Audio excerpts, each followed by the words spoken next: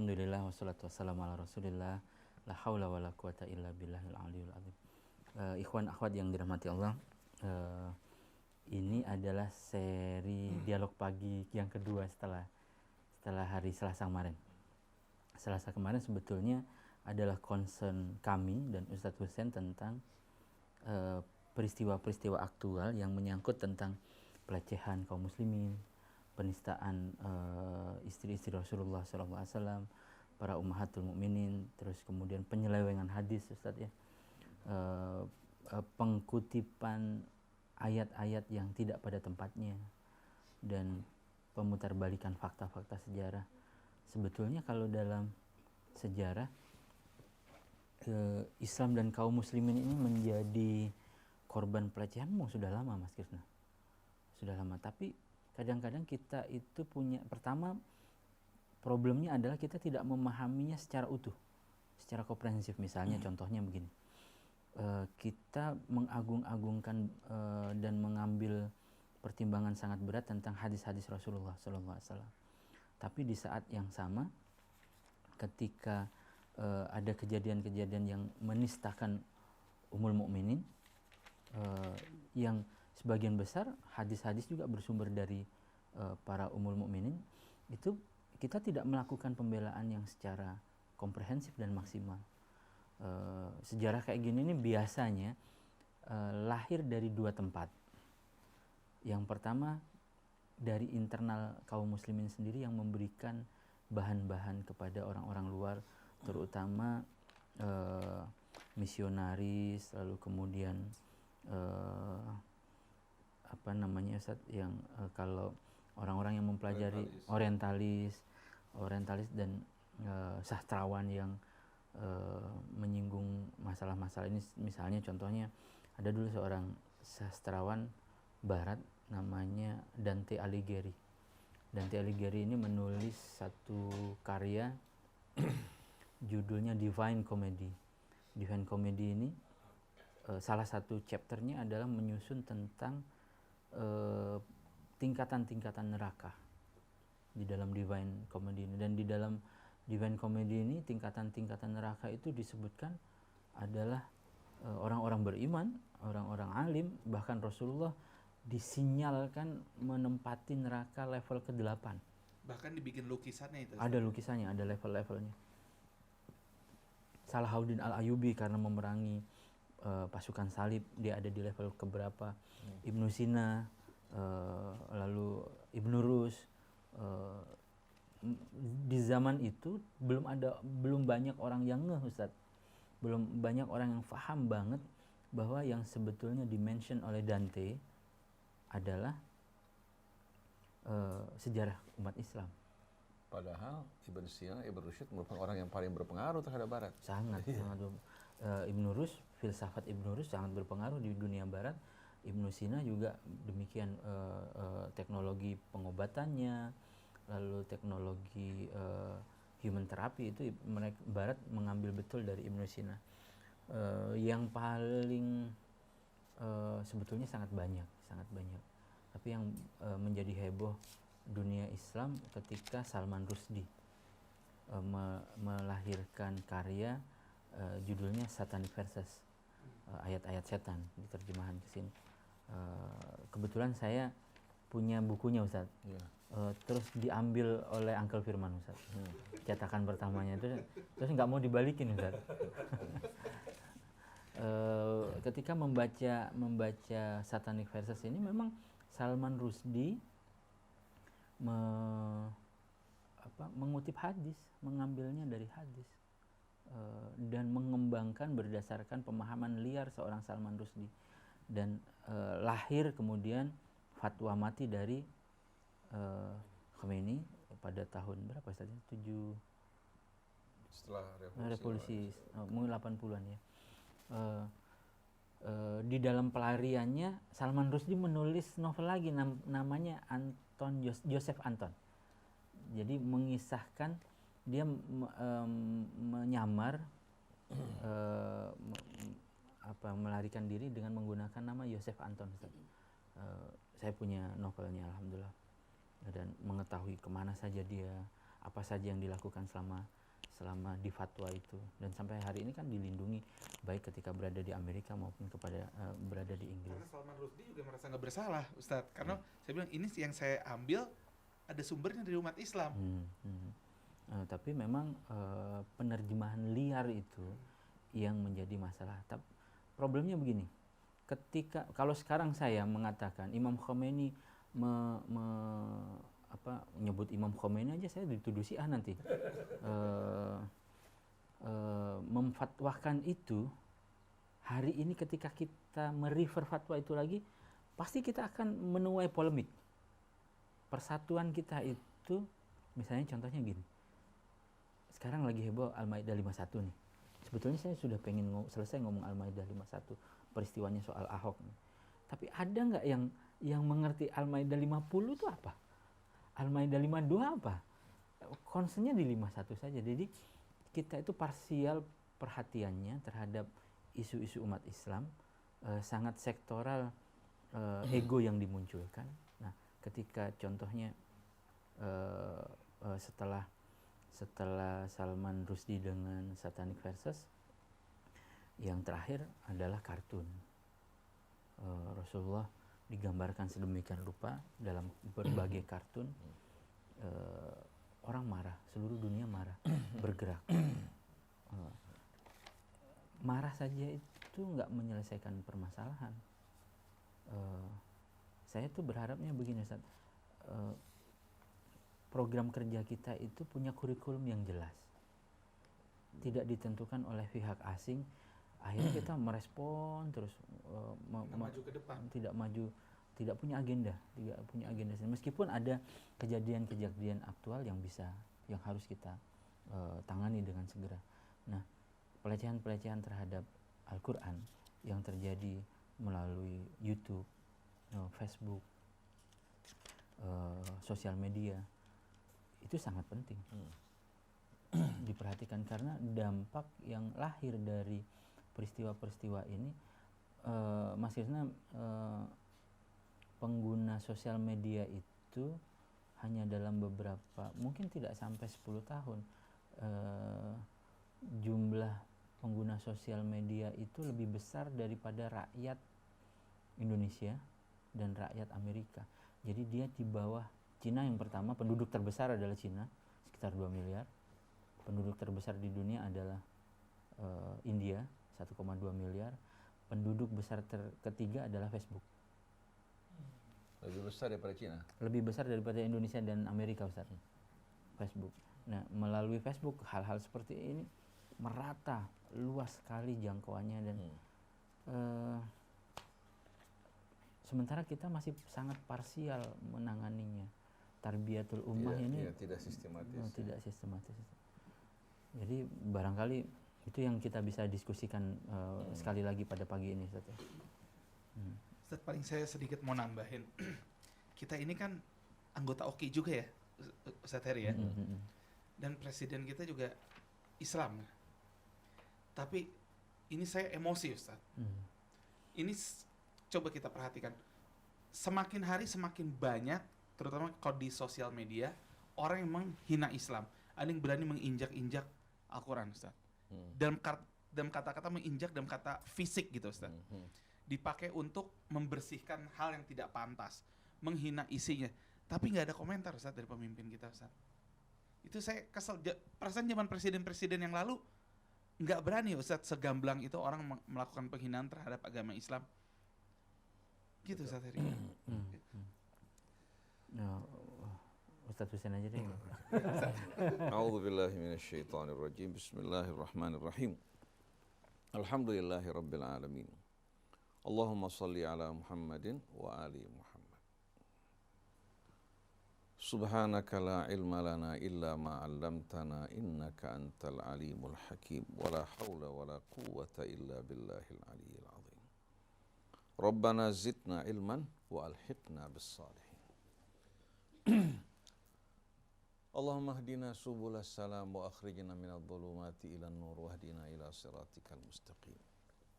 Wa ba'du, ikhwan akhwat, pendengar pemirsa radio televisi Silaturahim yang dirahmati Allah, salamullahi alaikum warahmatullahi wabarakatuh.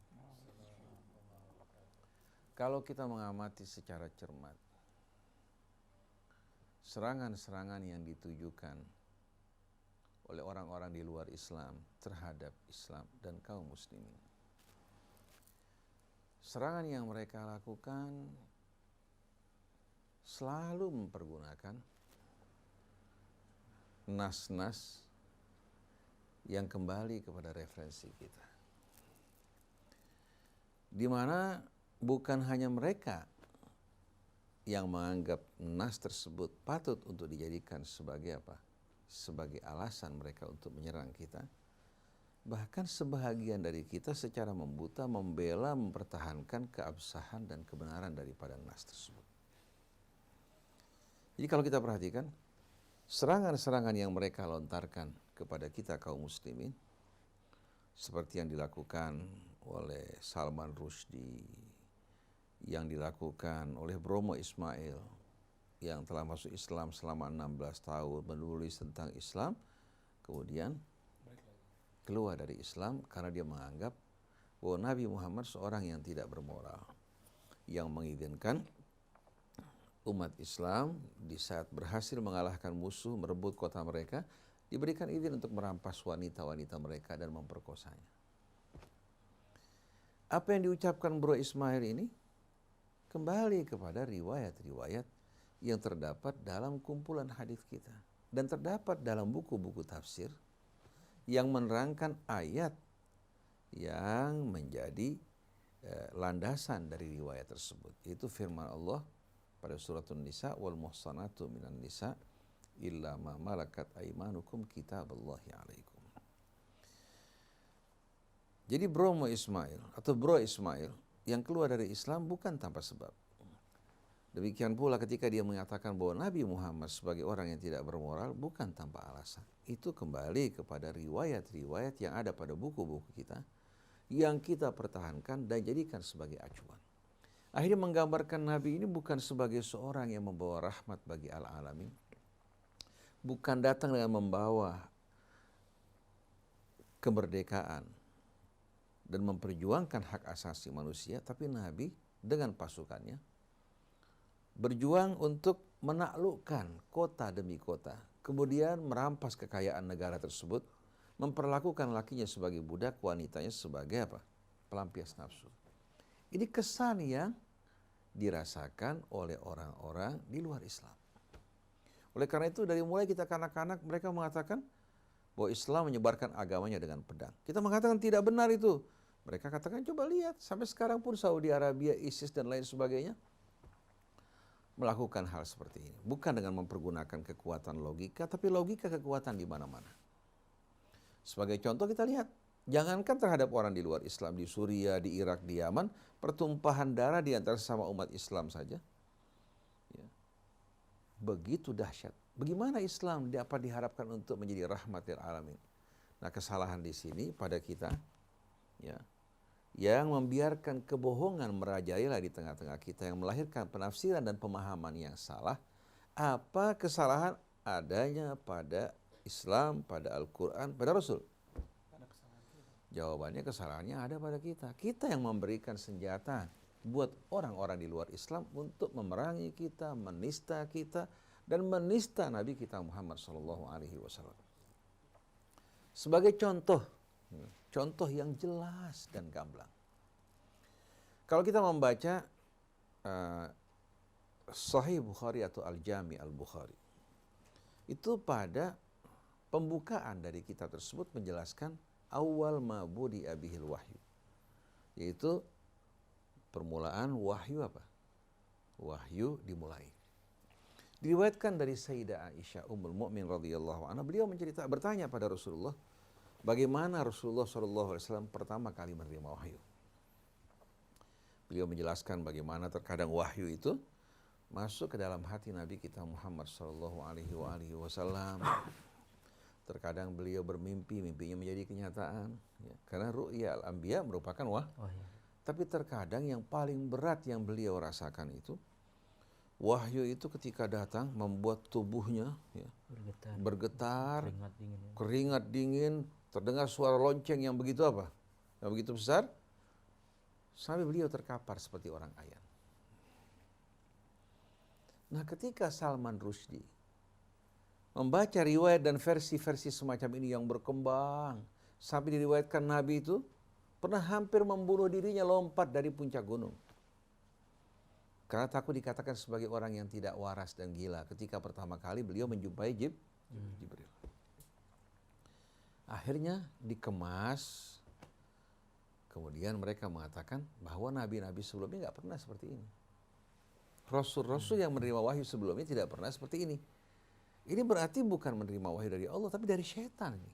Yang begini ini mirip dengan orang yang kesurupan. Betul enggak? Ini ayat-ayat setan. Nah, jadi kalau seandainya mereka mengatakan Nabi berdasarkan riwayat yang beredar di seputar itu sebagai seorang yang menerima wahyu dari setan, maka ayatnya ayat apa? Ayat setan. Lahirlah the satanic verses. Nah, kita bertanya di sini, yang salah Salman. Salman dibayar untuk mengerjakan hal ini. Atau mungkin dia ragu-ragu terhadap kebenaran yang dibawa Rasul karena pengaruh pendidikan kan dan opini yang terbangun. Tapi yang kita mau tanyakan di sini, yang salah kita apa mereka? Kalau rumah kita kotor, jorok, berbau busuk, orang menyebutkan bahwa rumah kalian kotor, kita marah. Kita mengatakan tidak benar. Mereka mengatakan fakta kok dalam rumah kalian kotor. Kita marah karena orang mengatakan rumah kita kotor, berbau busuk, tidak sedap. Maka tugas kita harus membersihkan, memperbaiki rumah kita sebersih-bersihnya. Baru kita katakan kalian tidak benar. Nah, selama ini agama kita disusupi, dimasuki oleh berbagai macam kebohongan. Yang kita pertahankan, yang kita bela. Bahkan kita kecam orang-orang yang berani mengingkari kebohongan tersebut. Nah, saya ingin buktikan riwayat tadi ketidakbenarannya. Allah Subhanahu wa taala pada ayat 155 dari suratul A'raf, 155 kalau tidak salah. Betul. Allah perintahkan Nabi Musa untuk mengumpulkan 70 orang yang terbaik dari kaumnya. Untuk apa? Untuk bertemu ya, di tempat yang telah ditentukan, yaitu di Bukit Tursaina. Sebelum Bani Israel menerima kitab apa? Sebelum Bani Israel berhadapan dengan apa? Dengan kejadian di mana Allah mengangkat Bukit Tursaina di atas kepala mereka ketika mereka menerima perjanjian kitab Taurat dan bersumpah untuk mengamalkan isinya. Wa id akhadna mitsaqakum wa rafa'na fawqakum at-tur khudhu ma atainakum biquwwati wadhkuru ma fihi la'allakum tattaqun. Ketika kami mengambil sumpah dari kalian, mengangkat gunung Tursaina di atas kepala kalian, peganglah kitab Taurat dengan semaksimal kemampuan kalian dan pelajari apa yang terdapat di dalamnya agar kalian menjadi orang yang bertakwa. Jadi Allah perintahkan 70 orang pilihan dari Bani Israel untuk datang ke Bukit Tursaina. Di mana Allah akan berbicara kepada Musa dan mereka mendengar langsung suara ya, pembicaraan Allah dengan Musa ketika menyampaikan wahyunya.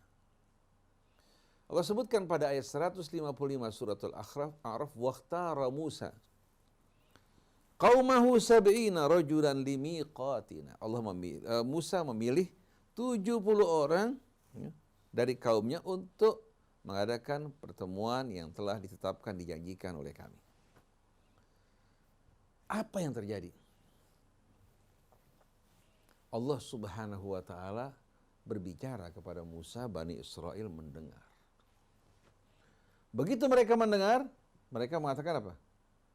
Diterangkan Allah dikaitkan dengan suratul Baqarah ayat 55. Wa qalu lan nu'mina laka hatta narallaha jahra. Mereka bilang, sekali-kali kami tidak akan beriman padamu wahai Musa sampai kami melihat Allah dengan mata kepala kami.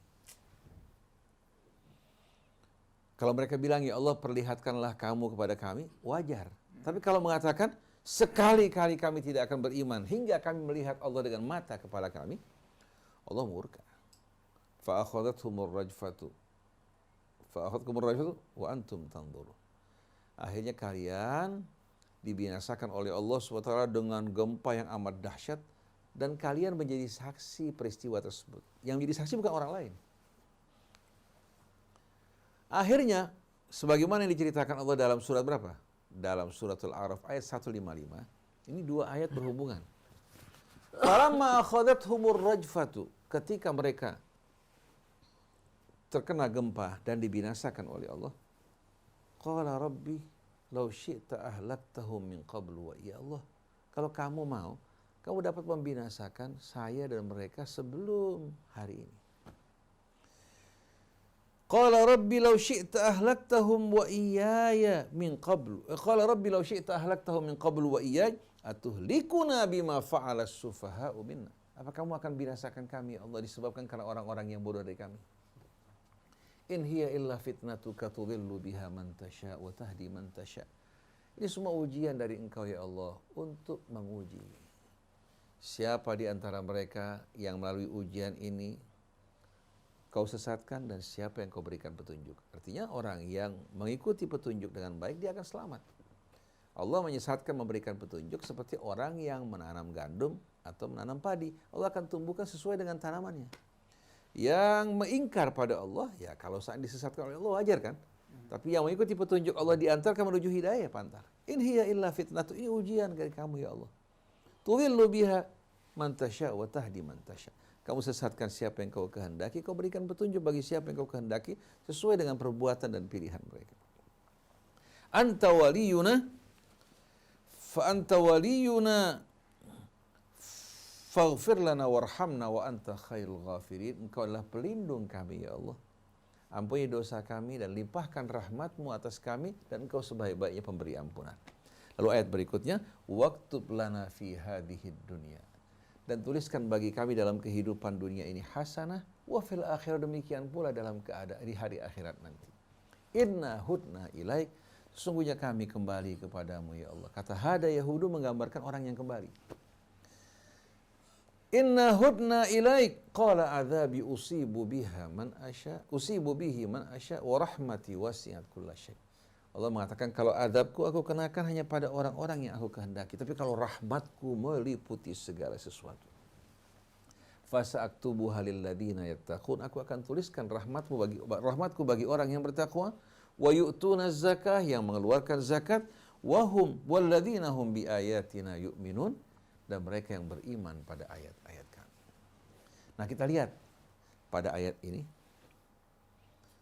dan ayat dalam Al-Baqarah tadi, begitu mereka dibinasakan, Musa memohon kepada Allah Subhanahu wa taala ampunan bagi mereka.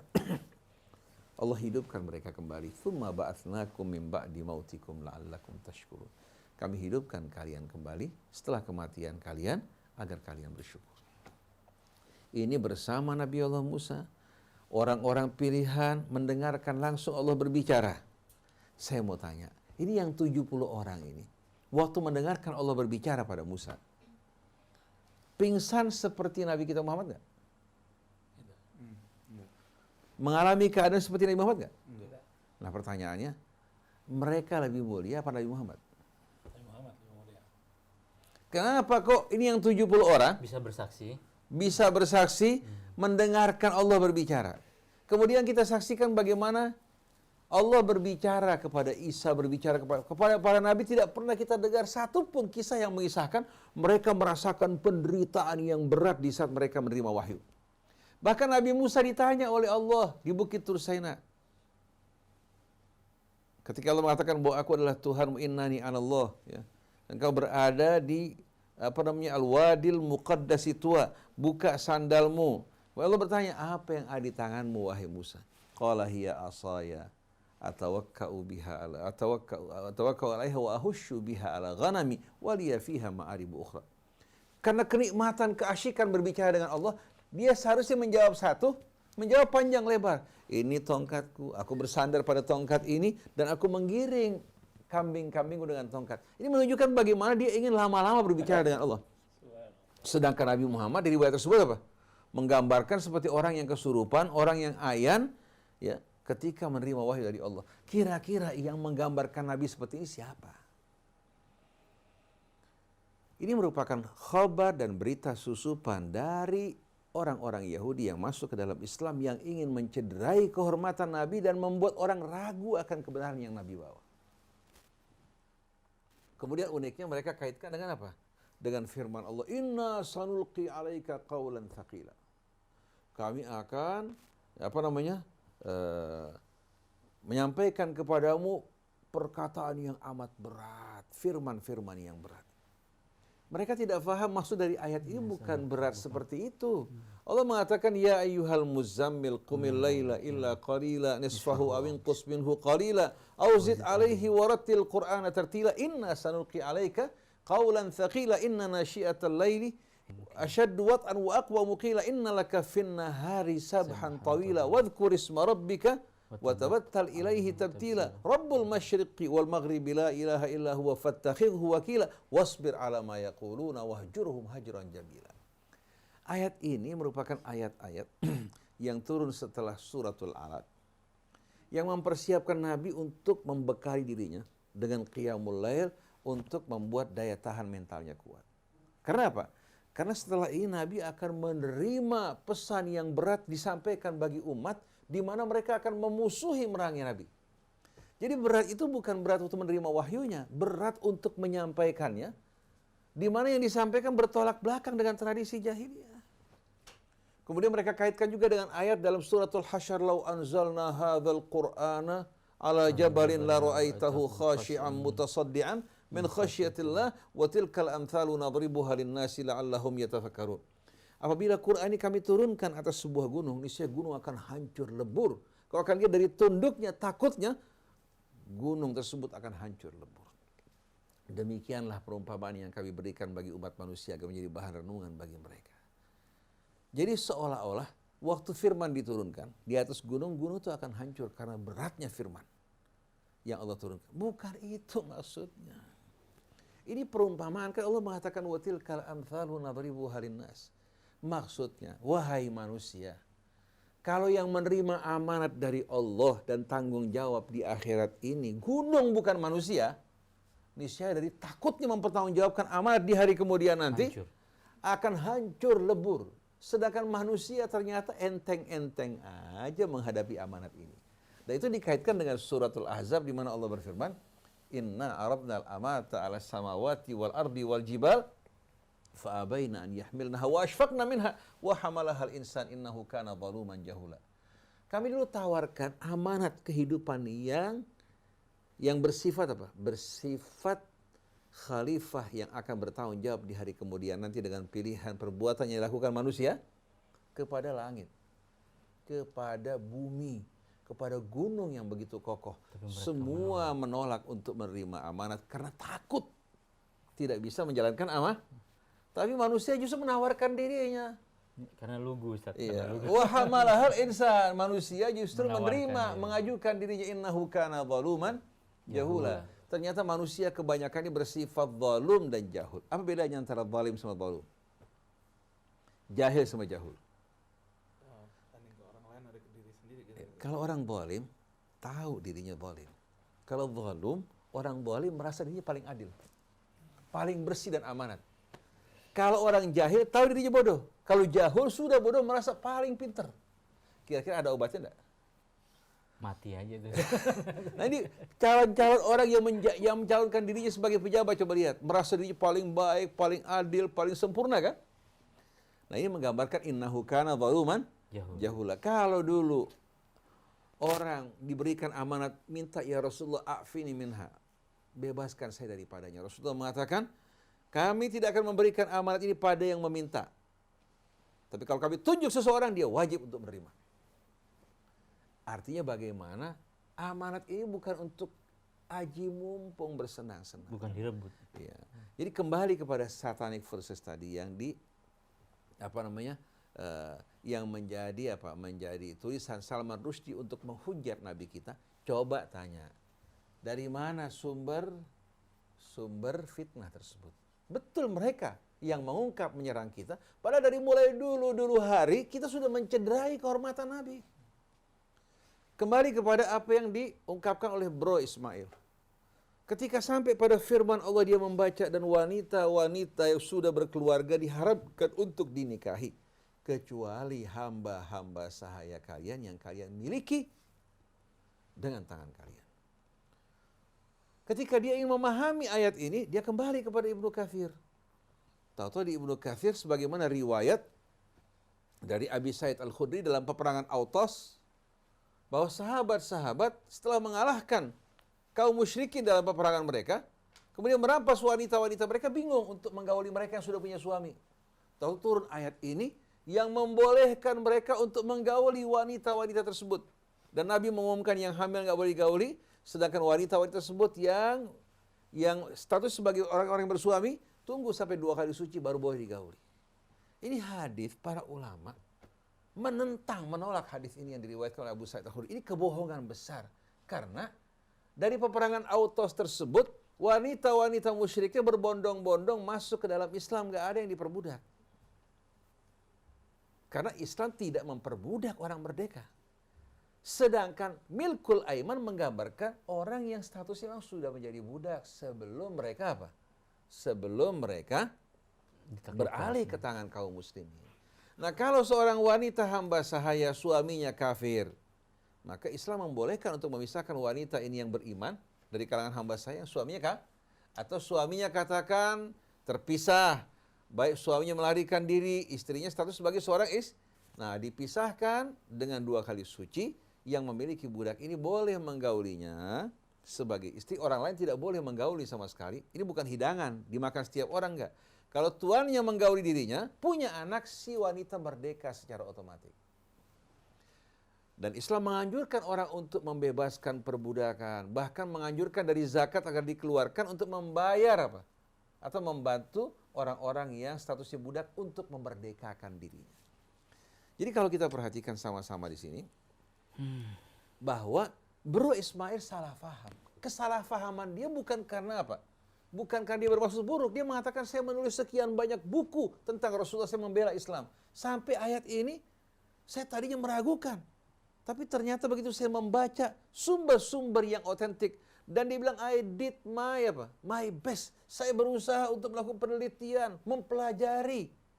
Ternyata yang saya dapatkan dari sumber-sumber rujukan membolehkan laki-laki untuk menggauli wanita-wanita yang sudah bersuami, yang statusnya sebagai apa? Wanita-wanita yang berubah dari wanita merdeka menjadi hamba-hamba sahaya. Padahal ayat tadi mengharamkan kita menggauli wanita yang sudah bersuami, baik dia orang muslimah atau seorang musyrikah. Kita nggak boleh. Sekarang contoh yang jauh-jauh. Boleh nggak kita mengambil wanita yang non-muslim yang sudah bersuami sebagai istri kita? Nggak boleh. Nggak boleh. Baik dia muslimah atau dia musyrikah, haram bagi kita untuk menggauli diri selagi dia bersuami. Tapi hamba sahaya dikecualikan oleh Allah Ta'ala karena kondisi yang berbeda. Bisa terpisah dari suaminya atau suaminya dalam keadaan kondisi musyrik. Atau katakan pada saat usai peperangan. Jadi dinikahkan dulu tidak? Jadi kata hamba sahaya itu milkul aiman. Pernikahan kan transaksi ya, antara pihak laki perempuan dengan pihak laki-laki. Dia mengatakan saya nikahkan putri saya atau saudari saya dengan kamu dengan mahar sekian. Transaksi bukan? Akad bukan? Itu akad. Nah, pada saat kita membeli budak, itu merupakan transaksi antara kita dengan dia. Dia nggak memiliki kemerdekaan dia. Kita beli katakan budak. Dia sebagai seorang muslimah, ya, kita dibolehkan menggauli dia tanpa orang lain. Kalau kita nggak menggauli dia, dia boleh menikah dengan orang lain. Jadi kepemilikan kita itu ya, sama dengan menikahi dia. Tapi kalau kita nggak gauli dia, tidak menggauli dia, kemudian nikah dengan orang lain, nggak boleh tuannya menggauli wanita tersebut. Tidak boleh sama sekali. Tapi masalah perbudakan ini kan bukankah sudah selesai? Sekarang sudah nggak ada. Sudah nggak ada. Tapi kan ayat Quran yang berbicara masalah tersebut mau tidak mau apa? Nah, betul. Saya pengen membangun logikanya begini. Masalah ini sudah selesai. Ketika Rasulullah mengumumkan ini sudah tidak ada lagi.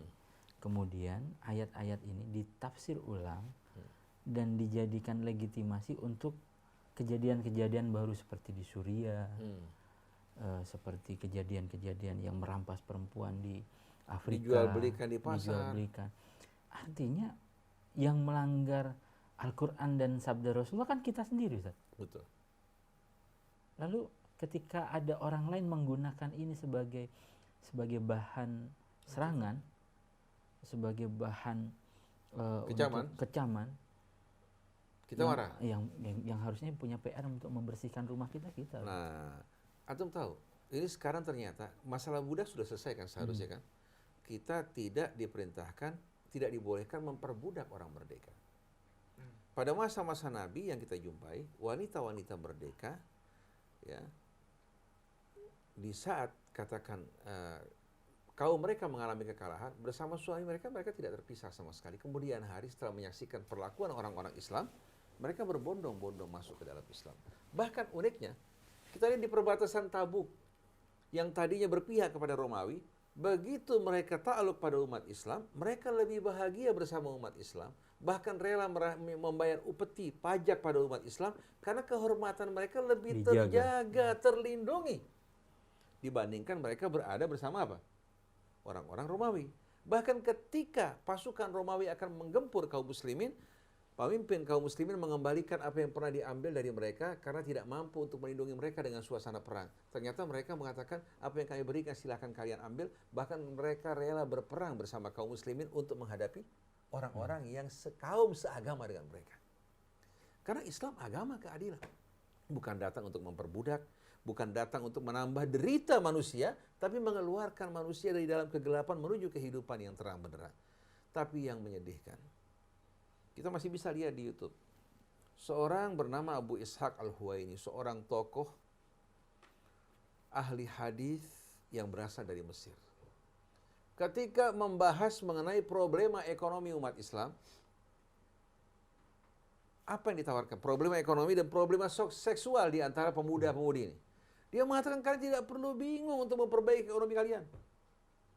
Kalian perang menghadapi barat. Kalian rampas wanita-wanita mereka. Kalian jadikan sebagai gundik-gundik kalian. Dan kalian ambil harta mereka sebagai ghanimah. Ini ceramah yang disampaikan, disebarkan di YouTube.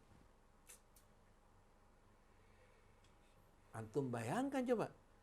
Rampas harta mereka, kemudian jadikan wanita-wanita mereka sebagai apa? Sabayan gundik-gundik untuk kalian. Jadi ini yang disampaikan oleh seorang ulama yang dianggap ahli hadis yang memiliki banyak pengikut dan dia murid Syekh Nasruddin Albani. Nah, antum bayangkan bagaimana Nabi membebaskan manusia, bahkan dengan tegas mengatakan dalam Al-Quran yang disampaikan Nabi, falak tahamal aqabah.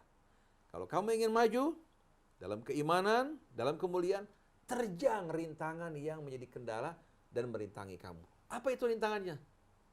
Wa ma adraka mal aqabah. Tahu tidak apa rintangan yang menghalangi kalian? Fakku raqabah, bebaskan budak.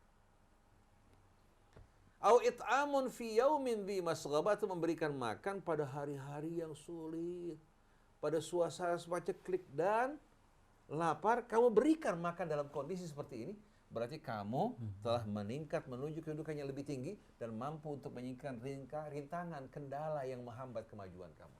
Jadi melepaskan budak itu merupakan anjuran Quran. Sedangkan memperbudak manusia tradisi jahiliyah. Dan kita lihat kan bagaimana Barat dulu pada masa-masa penjajahan. Mereka keluar ke negara Afrika. Mereka memburu orang di Afrika untuk mereka jadikan sebagai budak. Mereka angkut untuk pekerja di perkebunan-perkebunan mereka. Sampai ada film namanya Kunta Kinti itu. Yang menggambarkan bagaimana orang-orang Barat memburu orang kemana? Memburu orang di Afrika untuk dijadikan budak. Di Zanzibar. Kemudian budak tersebut diperjualbelikan baik di Eropa, di Amerika, termasuk di negara Arab. Kemudian rahimallahu Malik Faisal dengan jasanya ketika dia naik dibebaskan semua budak-budak yang tadi menjaga al-haram, yang menjaga wanita-wanita, istri-istri amir dan raja-raja, dikebiri oleh mereka. Setelah dikebiri, mereka dijadikan sebagai pengawal-pengawal wanita-wanita yang berada di mana? Di tengah-tengah kerajaan. Kalau di Cina namanya Taikam. Kalau di tengah-tengah mereka ya dikatakan al-makhsiyin. Makhsi itu yang dikebiri. Tapi Malik Faisal bebaskan mereka semua. Kemudian pria-pria ini dulu pada zaman tahun 80-an masih ketemu kita 78, 80-an mereka orang berbadan gemuk menggunakan sorban begini ya. Kemudian dengan apa? Dengan sorban besar kelihatan tubuh-tubuh mereka orang-orang yang dikebiri. Mereka menjaga biasanya tempat-tempat ziarah di Madinah untuk wilayah perempuan. Begitu pula di Ka'bah, tapi sekarang sudah nggak ada sama sekali itu orang. Jadi bagaimana Islam membebaskan manusia dari perbudakan, tapi raja-raja lain. Raja-raja Bani Umayyah, Bani Abbas ke bawah ini, mereka untuk menjaga wanita-wanita mereka yang jumlahnya ratusan bahkan ribuan, agar tidak melakukan selingkuh, mereka gunakan budak-budak yang dikebiri ini seperti taikam di kalangan kerajaan-kerajaan Cina pemerintahannya untuk mengawal apa? Untuk mengawal wanita-wanita mereka. Kasim gitu. Termasuk Kasim. Di Turki pun juga terjadi hal yang sama. Tapi ini bukan ajaran Islam, bukan tuntunan Quran, bukan sunnah Nabi kita. Tapi perbuatan raja-raja yang ingin menjaga wanita-wanita mereka dengan membalimi wanitanya, membalimi juga manusianya. Cuma sayang karena datangnya dari orang Islam, apalagi kalau dibenarkan sama ulama Islamnya. Jadi legitimasi. Akhirnya jadi legitimasi dan dianggap ini merupakan tuntunan yang menjadi referensi utama Islam Quran. Dan hadis-hadis yang sesuai dengan Quran. Yang tidak sesuai dengan Quran bukan prinsip Islam, ajaran maupun tuntunan. Jadi Bro Ismail kesian kalau betul-betul sampai dia keluar dari Islam hanya karena salah faham terhadap ayat tadi, disayangkan. Tapi sekarang seperti yang saya bilang, kita wajib berbenah membersihi rumah kita dari kotoran, dari kebohongan, agar menjadi bersih dan harum. Baru pada saat itu kita mengajak orang Islam untuk masuk ke dalam Islam. Tapi kalau rumah kita busuk, kotor, malah ada yang beranggapan kalau orang di pesantren itu kalau belum kena gudikan belum berhasil. Tapi kalau santri udah mulai kena gudik ya, bernanah di tangannya, Panuan kemudian di gatal-gatal panuan, si guru untuk membenarkan perbuatannya agar tidak ada kritikan, ini sudah tanda-tanda berhasil. Akhirnya pulang ke kampungnya, ilmu nggak dapat, gudikannya dapat. Itu ilmunya meresap, Ustaz. Tapi gini, Uncle Firman, Ustaz dan Mas Kisna, nanti akan sampai juga masalah ini selain dia menggugat Al-Quran, Ustaz. Pintu masuknya adalah sirah juga, Ustaz. Sejarah, betul. Sejarah. Misalnya contohnya, ada dulu guru besar Yahudi di Hebrew University. Barangkali ini universitas tertua yang memiliki Islamic Studies, Ustaz. Mempelajari Islam untuk menemukan celah-celahnya. Bukan berarti Islam itu bercelah, tapi sejarahnya dipelajari agar menemukan celah untuk menyerang Islam. Betul. Nah, salah satunya contohnya yang akan tokohnya itu namanya Judah Mahnes. Judah Mahnes ini salah seorang profesor Yahudi yang mendirikan Islamic Studies di Hebrew University. Nanti ada Joseph Horowitz. Joseph Horowitz ini bahkan dia mensarah salah satu tafsir Ashraf al-Ansaf al-Baladuri. Al-Baladuri, ya. Nah, itu Nasabul Ashraf. Nasabul Ashraf. Bayangin, Ustaz, ini orang Yahudi yang concern betul terhadap tafsir. Ini tafsir yang terakhir yang dia kerjakan sebelum meninggal. Dan yang unik apa? Mu'jamul Mufahras li Alfadil Hadith. Kamus untuk mencari hadis yang membuat bukan orang Islam, yang membuat orientalis dan kumpulan orang-orang mereka semuanya orang Yahudi. Bayangin. Itu Mu'jamul Mufahras. Isinya adalah Al-Kutubus Sittah, ya. Dan buku-buku yang lain termasuk diantaranya Al-Masanid Musnad Ahmad bin Hambal, As-Sunan dan lain sebagainya. Kalau antum melihat bagaimana dengan mudah orang mencari, cukup menyebutkan satu kata dalam hadis, dia akan menjumpai baik dalam Muwatta Malik, dalam Sahih Bukhari, Sahih Muslim, Tirmidzi, Abu Dawud, Ibnu Majah, yang menulis bukan orang Islam. Padahal nggak ada hubungannya dengan apa? Oleh karena itu kita lengah dari apa yang ada pada kita. Mereka meneliti, mengkaji secara mendalam, kemudian mereka mengambil hadis-hadis yang bisa mereka gunakan untuk menyerang kita semuanya. Misalnya ada satu yang sampai hari ini riwayatnya itu kita nggak tahu jelas ujung pangkalnya. Misalnya kisah tentang perceraian talak Rasulullah dengan Sayyidah Hafsah. Disebutkan talaknya 1. Penyebabnya kita nggak tahu. Lalu kemudian rujuk kembali. Lalu ada peristiwa lagi, Rasulullah menceraikan seorang perempuan namanya Arkian. Penyebabnya apa, akhir ceritanya bagaimana, nggak ada sumbernya, Ustaz. Kalau cara mempelajari seperti ini gimana, Ustaz? Kalau antum melihat di seputar berita bahwa Nabi kita Muhammad Shallallahu Alaihi Wasallam menceraikan istrinya, atau menceraikan istri-istrinya, Ini sebetulnya merupakan berita yang simpang siur. Tapi kalau Rasul hampir menceraikan mereka, memang pernah terjadi. Ini berkaitan dengan satu kejadian di mana semenjak sejahteranya para sahabat Nabi di Madinah. Kalau dulu mereka mengalami kesulitan, mengalami penderitaan, setelah kecukupan, kemajuan ekonomi yang mereka rasakan, baik yang mereka dapatkan dari perdagangan, dari rampasan perang, maka sahabat-sahabat Nabi, keluarga mereka hidup sejahtera. Sedangkan Nabi bersama istrinya hidup amat-amat sederhana. Sampai tungku di rumah Nabi itu jarang menyala. Makan Nabi korma, ya. Kemudian susu dia minum. Hampir dikatakan jarang di rumah beliau tuh ada masakan. Sebagian sahabat membawakan makanan untuk Nabi kita Muhammad SAW. Nah, keluarga Nabi, mereka tidak dapat menikmati sebagaimana yang dinikmati oleh apa? Oleh sahabat Nabi. Maka satu hari, istri-istri Nabi datang kepada Nabi minta tambahan nafkah. Ketika Nabi mendengarkan permintaan mereka, Nabi berduka, bersedih. Mereka tidak memahami kedudukan mereka sebagai ibu-ibu orang yang beriman. Seharusnya mereka sebagai ibu peduli terhadap anak-anak mereka, peduli terhadap nasib orang-orang yang menderita dan susah. Jangan mereka justru menjadi contoh kehidupan yang berlebih-lebihan. Padahal peran Nabi sebagai ayah orang yang beriman, istrinya sebagai ibu-ibu orang yang beriman. Bukan berarti tidak boleh orang hidup apa? Cukup. Menikmati kesenangan. Tapi Nabi ingin bagi dirinya, keluarganya, untuk menjadi contoh hiburan bagi orang-orang yang paling miskin di antara mereka. Kalau mereka merasakan derita, mereka mengatakan ternyata Nabi kehidupannya tidak lebih baik dibandingkan kita. Sayyidah Fatimah sering merasa lapar hingga diikat perutnya. Satu hari Sayyidah Fatimah dikunjungi oleh Rasul sambil menahan lapar yang luar biasa, tidak mampu untuk bangun dari tempat tidur. Rasulullah mengatakan, "Ma khatbuki ya Fatimah ya bunayyati." Kenapa kamu? Dibilang al-ju' ya Rasulullah. Rasulullah tersenyum. Langsung dia mengusap perut Sayyidah Fatimah, didoakan. Kemudian dia mengatakan, sabarlah wahai Fatimah. Tempat kita nanti di surga. Artinya Rasul ingin bagi keluarga. Sampai doanya, Allah maj'al rizqa ali Muhammadin quta. Jadikan rezeki keluarga Muhammad yang cukup untuk kebutuhan makan mereka.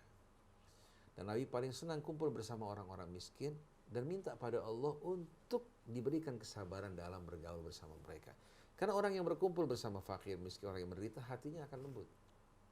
Allahumma habib ilayya suhbatal fuqara wa inni ala suhbatihim, ya Allah, buat aku cinta untuk kumpul bersama orang-orang fakir dan berikan aku kesabaran dalam bergaul bersama mereka. Tapi kumpul bersama kalangan elit, atas, menengah yang bersenang-senang membuat hati menjadi keras. Sampai logika kita pun selalu berpihak pada mereka, bukan berpihak pada rakyat. Jadi ketika istri Nabi meminta apa? Meminta tambahan nafkah, Rasulullah berdiam, Rasulullah menjauh dari mereka. Mulai muncul isu katanya Nabi menceraikan istrinya. Sayyidina Umar datang bersama Abu Bakar, bertanya, apa betul kamu menceraikan mereka ya Rasulullah? Bukan hanya Hafsah. Rasulullah mengatakan tidak. Tapi kenapa kok sampai terjadi katakan al-jafa, kesenjangan begitu. Mereka meminta tambahan nafkah. Sayyidina Umar marah. Dia marah, bangkit, akan mementung Hafsah. Marah, akan memukul Hafsah. Kan Sayyidina Umar gitu kan. Sayyidina Abu Bakar juga marah pada Aisyah. Karena mereka tahu bukan Rasulullah pelit untuk mereka. Sama sekali tidak. Akhirnya turun firman Allah Subhanahu wa ta'ala. Ya ayyuhan nabi qul li azwajika, dalam suratul Ahzab, in kuntunna turidnal hayatad dunya wa zinataha fata'alaina umatti'kunna wa usarrihkunna sarahan jamila. Wa in kuntunna turidna Allah wa rasulahu wad daral akhirata fa innallaha adalil muhsinati minkunna ajran azim. Wahai Nabi, katakan pada istri-istri kamu, Kalau kalian menginginkan kehidupan dunia dan hiasannya, datang kalian ke hadapanku, aku akan berikan apa yang kalian minta, tapi aku akan pisahkan kalian, bukan lagi sebagai istri Nabi dan ibu orang yang beriman. Tapi kalau kalian menginginkan dunia, ya, kalian menginginkan kalau kalian menginginkan akhirat, menginginkan Allah, menginginkan Rasulnya, menginginkan hari akhirat, Allah telah menyediakan bagi orang yang berbuat kebaikan di antara kalian ganjaran yang amat besar. Ketika ayat ini turun, yang pertama dipanggil Sayyidah Aisyah. Dibacakan ayat ini, nah silahkan kamu pilih wahai Aisyah. Apa yang kamu pilih? Aisyah mengatakan, mana mungkin kamu memilih dunia dari apa? Allah dan Rasulnya. Artinya mereka meminta ini, ya, bukan berarti mereka apa? Tidak puas, tapi mereka ingin paling tidak apa? Mendapatkan juga kenikmatan seperti yang dirasakan oleh sahabat-sahabat Nabi. Tapi Allah ingin menjadikan istri Rasul ini sebagai ibu. Bagaimana ibu mengalah untuk anak-anaknya? Oh, keren ya Allah. Sebagai ibu dan pemimpin itu sebagai ayah. Makanya kan Rasul sebagai ayah orang yang beriman, sedangkan istrinya wa azwajuhu ummahatuhum. Istri-istrinya ibu-ibu mereka. Jadi orang yang nggak punya nasab mulia di dunia, yang terkebelakang berceceran, di akhirat kalau dia beriman, beramal soleh, ayahnya Rasulullah, ibu-ibunya istri-istri Rasul. Itu kan kemuliaan yang luar biasa. Oleh karena itu ada sebuah kisah berkaitan dengan hal ini. Ini mudah-mudahan jadi contoh buat gubernur kita nih. Satu orang, Gubernur yang mana, Ustaz? gubernur yang bakal dicalonkan nanti, bakal naik. Oh, baru naik. Yang terpilih nanti. Soalnya yang gubernur sekarang udah nggak menjabat hari ini. Jadi kisahnya, satu orang datang kepada Amirul Mukminin Ali bin Abi Thalib pada masa beliau menjadi khalifah. Dia bilang, ya Amirul Mukminin, suami saya ini selalu berpakaian yang tidak baik, makan juga yang rendah, membuat susah dirinya. Suatu saya tanya, dia bilang, saya ikut Amirul Mukminin. Yang begitu apa? Sederhana, tidur di atas tanah sampai dipanggil Abu Turab. Makan makanan yang biasa dimakan oleh keledai. Dia bilang, cukup bagi saya untuk makan makanan yang biasa dimakan oleh keledai. Akhirnya Imam Ali mengatakan, panggil suami kamu. Dipanggil suaminya. Itu datang ke hadapan Imam Ali. Ali mengatakan, kenapa kamu tidak berpakaian secara rapi, tidak sama sekali berdandan sebagaimana mestinya, dan makan secara baik.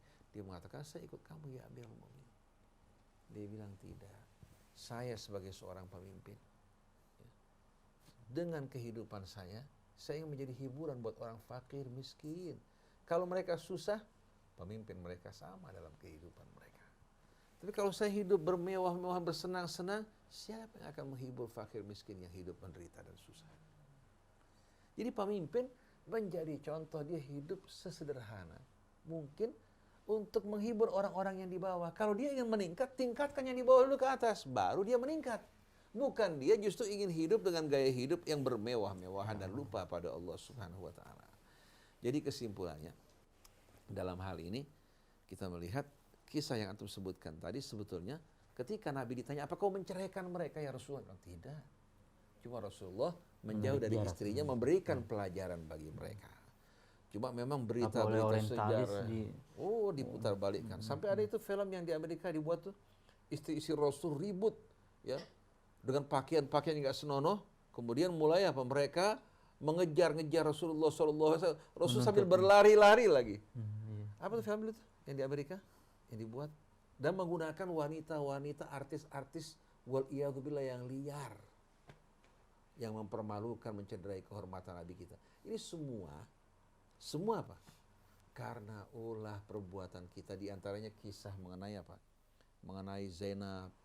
Nabi ternyata jatuh cinta pada Zainab yang sudah menjadi istrinya Zaid bin Harithah. Begitu Zaid, Nabi sekali waktu datang ke rumah Zainab, Zaid nggak ada, hordengnya agak tipis, lalu melihat Zainab dalam penampilan yang khusus. Akhirnya Nabi mengatakan, katanya, Subhanallah muqallibal qulub. Maha suci Allah yang mengubah hati manusia. Akhirnya begitu Nabi pulang, Zaid pulang menemui Zainab. Dia bilang, tadi katanya Rasulullah datang kemari. Apa yang diucapkan? Dia mengucapkan begini. Langsung semenjak dia tahu Rasul suka pada istrinya, langsung dia tergerak untuk menceraikan istrinya. Akhirnya Allah menggerakkan hati Zaid ya untuk menceraikan istrinya karena ingin membuat Nabi bisa bersanding bersama Zainab dan membaca ayat wa tukhfi fi nafsika mallahu mubdi. Kamu sembunyikan dalam dada kamu ya Rasulullah apa yang kamu malu untuk nampakkan. Artinya menyembunyikan kecintaan pada Zainab. La haula wala quwata illa billah. Ini sumbernya apa? Sumber Israiliyat. Yang menyedihkan kenapa buku-buku tafsir memuat hal ini dari riwayat yang bohong dan palsu, termasuk Tabari meriwayatkan. Jadi akhirnya orang menuduh Nabi kita ini apa? Jadi karena itu langsung Rasulullah mengirim Zaid bin Harithah ke Mu'tah Ke Mu'tah. sehingga syahid di sana. Walaupun sebetulnya kan Zaid menceraikan istrinya. Padahal Allah Subhanahu wa taala melalui pernikahan Zaid dan perceraiannya Ini kayak Romawi Ustaz. Ceritanya kayak Romawi jadi. seperti Nabi Daud yang Iya, merampas iya. istri tentaranya kan? Iya. Jadi semua ini kebohongan-kebohongan yang dibuat ini semua mencederai kehormatan Rasul. Kalau Rasulullah mau sama Zainab, waktu perawan aja. Dia yang melamar kok untuk Zaid. Cuma ayat-ayat yang disebutkan dalam suratul Ahzab ingin menghapuskan kebiasaan mengangkat anak yang menasabkan anak pada bapak yang mengangkat. Status anak angkat beda dengan anak kandung. Maka Allah bilang, maka Muhammadun aba ahadin min rijalikum. Muhammad sekali-kali bukan ayah buat pria-pria kalian. Ya anaknya fulan, mana mungkin jadi anak Rasul. Betul enggak? Karena dulu sempat Zaid bin Muhammad ya Ustaz. Sempat Zaid bin Muhammad. Jadi Zaid bin bapaknya bin Harithah, bukan bin Muhammad. Nggak mungkin Rasulullah menjadi ayah bagi anak orang lain. Kan begitu. Jadi dengan menikahi Zainab atas perintah Allah, maka menjelaskan bahwa anak angkat tidak sama dengan anak kandung. Kalau anak kandung istrinya nggak boleh nikahi oleh orang tuanya. Itu persoalannya. Tapi fitnah masuk. Yang masuk kan siapa? Kita orang Islam. Buka At-Tabari. Tafsir ayat tadi kita akan temukan sekian banyak riwayat yang semuanya kebohongan mencederai kehormatan Nabi kita Muhammad SAW. Jadi yang jadi tolak ukur bukan tafsir tapi Quran. Quran menjelaskan tujuan dari pernikahan tersebut agar orang-orang yang beriman tidak merasa canggung untuk menikahi mantan istri-istri anak angkatnya. Falamma qada minha Zaidun wa tara zawwajnakaha. Repotnya kalau kayak gini, Ustaz Heri mengkritisi, terus mencoba seperti kata Ustaz Heri tadi, membersihkan ya. Kita dianggap, wow kok Ustaz Husain menentang ulama-ulama terdahulu, siapa kita? Nggak bisa. Jadi tetap yang namanya kotor, tetap harus kotor, nggak boleh dibersihin Ustaz. Orang kalau biasa kotor, disuruh mandi mau nggak? Di Saudi Arabia banyak Kita harus orang harus tanya Ondi. di Saudi Arabia, Mas Heri, maupun di sebagian negara Arab, ada yang orang terbiasa tidak mau sikat gigi. Suaminya dokter kebetulan, kawin sama misanannya, dia minta istri sikat gigi, marah-marah ngadu sama orang tua, gara disuruh sikat gigi. Antum bayangkan coba. Karena nggak biasa, begitu dia sikat gigi berdarah, dia marah-marah sama suami. Jadi orang kalau sudah terbiasa kotor, terbiasa jorok, diberikan yang bersih sama sekali nggak mau. Oleh karena itu dia coba, kecoa. Kalau kita bawa ke kamar, berikan tempat yang sejuk, indah, harum, betul nggak? Maunya kemana? Ke jamban. Nah ada orang memang jiwanya jiwa jamban. Diajak ke arah kebersihan, nggak mau dibacakan Quran, tidak tertarik. Kalau disebutkan nama Allah tidak sentuh. Tapi kalau disebutkan nama selain Allah, tergoda hatinya. Oleh karena itu kita harus tahu bahwasannya kalau kita mengkritisi pendapat bukan berarti kita anti sama orangnya. Sebagaimana Tabari, kita kritisi Tabari yang memasukkan riwayat Israiliyat ke dalam tafsirnya. Termasuk Ibnu Katsir juga memasukkan riwayat Israiliyat. Tapi tetap kita hormati beliau. Yang jelek kita kritisi, yang baik kita hormati. Jadi kalau orang mengkritisi pendapat bukan berarti orang tersebut mencederai kehormatan orang yang mana? Yang berpendapat. Pendapat manusia bukan apa yang disampaikan oleh Nabi maupun Quran yang diturunkan Allah. Jadi jangan kita mensucikan manusia, tapi hendaknya kita kembali kepada nilai-nilai suci yang Allah Subhanahu wa taala turunkan. Jadi sekarang Ustaz, kita tuh nggak perlu membersihkan begitu. Cukup berbeda aja langsung dituduhnya sesat. Berbeda sedikit aja. Aliran apa nih? Gitu. Jadi kadang-kadang kita bukan termasuk kata Ustaz Husain kemarin, ulama-ulama yang senang dikasih permen mentos. Iya. Ustaz, bagaimana hadis yang mengatakan Nabi Musa komplain sama Nabi Adam karena gara-gara Nabi Adam katanya sehingga dia masuk ke dunia, tidak lagi di surga. Sebetulnya ini riwayat hadis ini merupakan riwayat yang lucu luar biasa. Ya Nabi Musa komplain sama Nabi Adam, gara-gara kamu ini sampai akhirnya kita turun ke turun dari surga ke bumi. Padahal Allah sudah jelaskan, inni ja'ilun fil ardi khalifah. Aku akan menempatkan di atas muka bumi sebagai makhluk yang bukan sebagai khalifah, yang diberikan amanat, diberikan wewenang. Keberadaan Adam di surga sementara itu sebagai pelajaran pendidikan. Pengalaman dia bersama iblis, ya, yang menyesatkan dia, yang membujuk dia, bahkan bersumpah dengan nama Allah, wa qasamahuma inni lakuma laminan nasihin, agar Adam kelak dan anak cucunya teringat kepada perbuatan iblis. Dan dia pernah menyaksikan surga dengan sendiri, walaupun tinggal di bumi yang luas bersama keluarganya, tetap mereka merindukan surga. Betul enggak?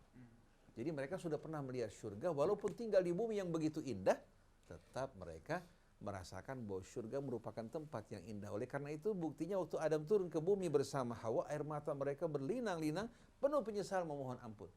Oleh karena itu diikuti oleh anak cucu Adam yang lahir ke dunia pun bukan tertawa.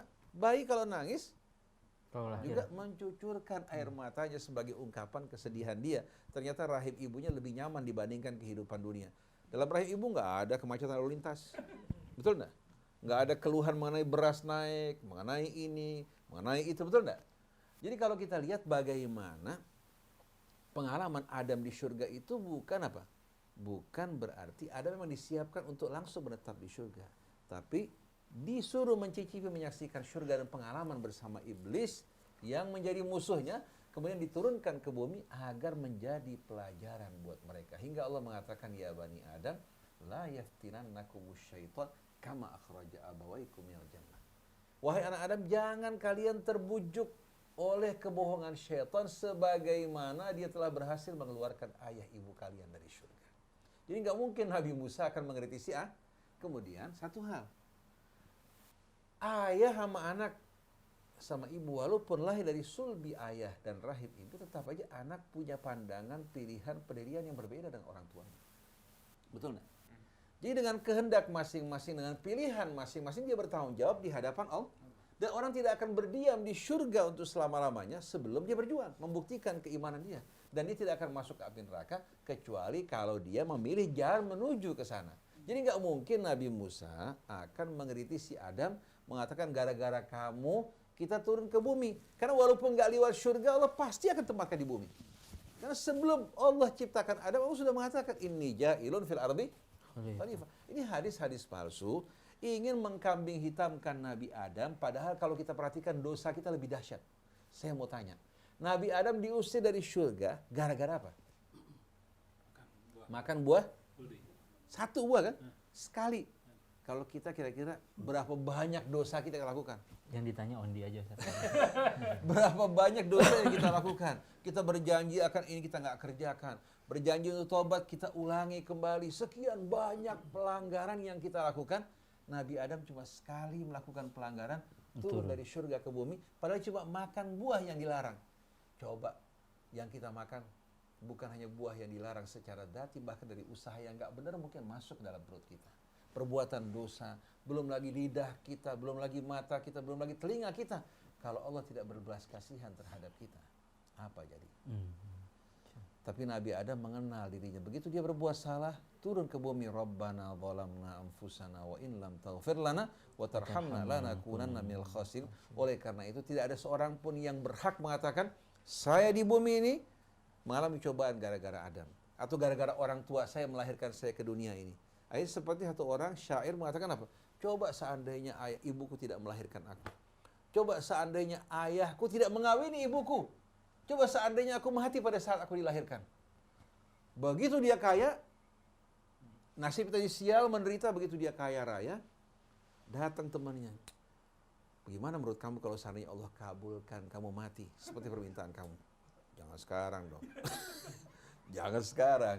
Malah kalaupun dia cari obat-obatan buat panjangin umurnya.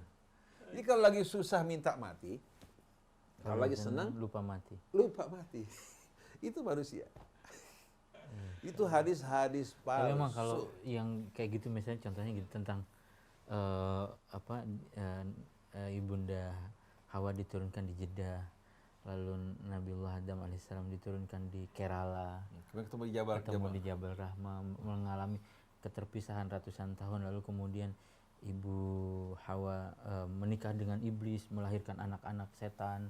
Itu ada di Yahudi punya ini riwayat-riwayat. Antum sekarang ini sebuah kisah sebagai penutup ya. Ini kisah di surat Al-A'raf, biar orang bisa baca masing-masingnya. Ini hadis yang hadis yang meriwayatkan sebuah apa namanya, perhatikan. Ini ayat 189 bisa dirujuk. Allah berfirman, Al-A'raf, surat Al-A'raf 189. A'udzubillahi minasyaitonir rajim. Huwallazi khalaqakum min nafsin wahidah. Dia yang telah menciptakan kalian dari satu jiwa, dari asal usul yang sama. Wa ja'ala minha zawjaha. Allah jadikan pasangannya juga apa? Dari asal usul dan jiwa yang sama. Kemudian liyaskuna ilaiha, agar pria mendapatkan keteduhan bersama istrinya, begitu pula sebaliknya. Falamma taghasyaha hamalat hamlan khafifan famarrat bih. Begitu suaminya menggauli istrinya, menyelimuti dirinya, maka si wanita mulai hamil sedikit demi sedikit. Falamma athqalat, ketika si wanita sudah hamil tua, melahirkan anak, da'awallaha rabbahuma. Mereka dua-duanya berdoa kepada Allah Tuhan mereka. Lain ataitana salihan lanakunanna minas salihin. Kalau engkau berikan kami anak yang saleh, kami berjanji untuk menjadi orang-orang yang bersyukur, lanakunanna minas syakirin. Falamma atahuma salihan, begitu Allah memberikan mereka anak yang saleh, ja'ala lahu syuraka'a fima atahuma. Ternyata dua orang manusia ini, atau sepasang anak manusia ini, mempersekutukan Allah pada apa yang Allah berikan padanya. Fata'alallahu amma yusyrikun, maka maha agung Allah dari apa yang mereka persekutukan. Ayat ini secara umum menggambarkan sepasang anak manusia yang menyatu, kemudian istrinya hamil, kemudian mereka berdoa untuk diberikan anak-anak yang saleh. Begitu mendapatkan anak yang saleh, ternyata mereka lupa kepada Allah, mereka persekutukan Allah pada apa yang Allah berikan. Itu secara umum kan? Tahu-tahu hadis mengatakan apa? Sebuah hadis, itu hadis beredar. Ketika Hawa, ke nenek kita semua, yang kita lupakan nenek kita semua atau ibu kita, melahirkan anak, tiap lahir anak meninggal, melahirkan anak lagi meninggal, sampai satu kali datang iblis kepada Adam. Kalau kamu ingin anak kamu hidup, kamu berikan anak kamu nama ini. Ini merupakan nama iblis. Kalau nggak salah Abdul Haris. Berikan nama ini, anak kamu akan hidup. Akhirnya Adam berikan nama anaknya seperti yang diajarkan oleh iblis. Anak tersebut hidup. Antum bayangin coba, mereka mendapat nasihat dari iblis. Kemudian Adam ini kan kakek kita semua, kok difitnah seperti itu? Betul enggak? Begitu memberikan namanya anaknya dengan nama iblis, langsung anaknya bisa hidup. Jadi kalau antum lihat, ini kan luar biasa pelecehan. Tapi nggak heran, datangnya dari mana? Dari Yahudi. Yahudi justru yang menisbatkan kepada Adam yang tidak patut. Menisbatkan kepada Nabi Lut yang tidak patut. Adam berkelahi bersama Tuhan lagi. Bayangkan coba. Itu kalau kita baca Bible, kita jumpai kekurang ajaran yang luar biasa. Jadi nggak perlu heran kalau dalam buku-buku hadis kita masuk beginian, karena masuknya melalui orang-orang yang menyusup ke dalam Islam yang nggak bisa mengubah Al-Quran, tapi membuat umat Islam mengalami kekacauan dalam pemahaman Al-Quran melalui riwayat-riwayat yang penuh kebohongan tadi. Waliyadzubillah. Oke, subhanallah. Baik, terima kasih Ustaz Hussein, Ustaz Heri, Angkal Firman, terima kasih, Rizal Al-Haq sebagai produser, terima kasih. Terus kemudian Ondi dan Andri Seruput, dan di atas siapa ya? Zen, ya mohon pamit. Wabillahi taufiq wal hidayah. Assalamualaikum warahmatullahi wabarakatuh.